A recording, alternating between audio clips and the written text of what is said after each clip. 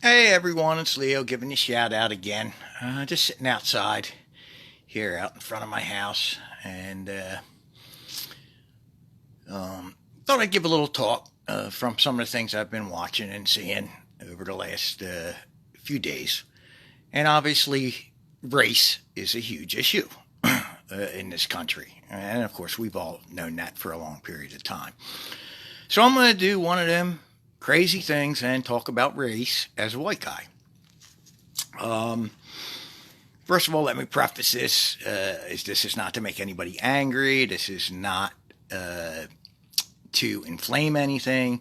It's another perspective. And if you want to resolve any type of problems in this world, you have to see the perspective from both sides. They have to be acknowledged and recognized. You can't only see one side of the problem, otherwise it's just not going to fix. It won't get fixed.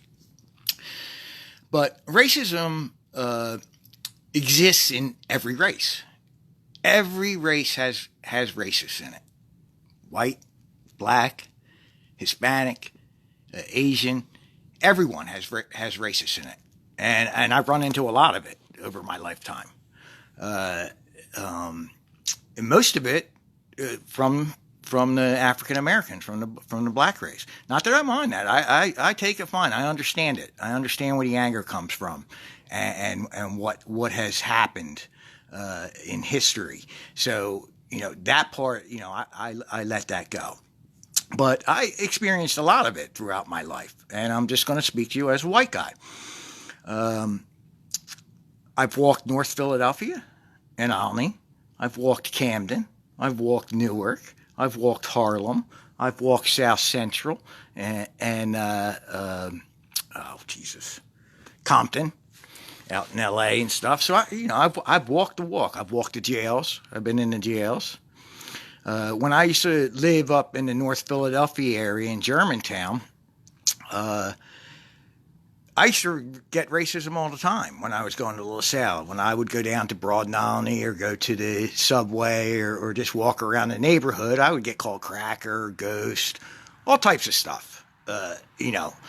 And once again, I didn't so much mind because I understood where it came from, but you still know you're not welcome. So it doesn't feel well, no matter what race you are. Um, Another few instances recently that happened to me were in jail. And when you're in jail as a white guy, you are the minority because it is disproportionately black in jail and Hispanic. So if I were to break it down to you, what I saw in the Philadelphia prisons, what I saw, I didn't see everything.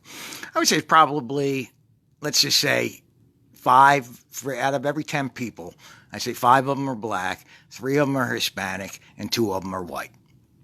So that's my general breakdown of the proportion of the races in jail. Now, if you're a white guy in jail, you will get challenged. They will challenge you, and you will be outnumbered. And I'm just speaking from what happens in jail. It's a rough spot. So I got challenged several times racially. One time I was going out into the yard, and they have a little hoop there in CFCF that you can go sit outside and throw a basketball up if you get tired of being cooped up. And one day I just went out there to sit down just to get a little bit of fresh air, and there was a Hispanic and a black guy out there playing basketball. So as soon as I got out, I went and sat down, and I was just going to sit there and watch them play basketball. And they stopped playing, and they turned around, and they were both, much bigger than I am, and turned around and looked at me and said, "No white guys allowed out here now. You guys are out at 2 o'clock." And I basically sat there and I looked at them straight, and I said, "I don't play that racial crap." And I just sat there and looked at them, and they looked at me. And then the one guy smiled and says, I'm just kidding. And, shook my hand and shook his hand. I ended up playing basketball with him, no problem. I held my own. I just, stand my ground. They kind of test to see how you are. I'll give you another instance. This last time I was in jail in January, I was in one of the D.C., which is one of the concentration camps they have over in Philadelphia, and so either way, I was walking around the block, and it's open dorm like setting, so you're not separated in cells. You're all in one big cell. And so I was just walking around, and then a black guy stepped up in front of me and said, "No white guys pass this line," and drew a line right in front of me. And I just stood there, and I said, "You gonna play that racial crap on me? Show me a better way. Show me a better way." And we sat there and we looked at each other. And then he went about his way, and we made good. Went about his way, didn't have any problems. They kind of tested along, and then there was a lot of black people that didn't accept me at first. They treated me nasty. If I asked them a question, it just got a nasty response, or blah blah blah blah blah. And I understand where the anger comes from. The white man to put them in there, but I can tell you this: at least over in Philly, guess what? There's most of the guards and COs and stuff are black over there. So you got the black holding in the black in jail and in prison and with these injustices. So you have to look at the whole system of what's going on. And I can prove what I'm saying. You give me a camera and let me go. I'll show you.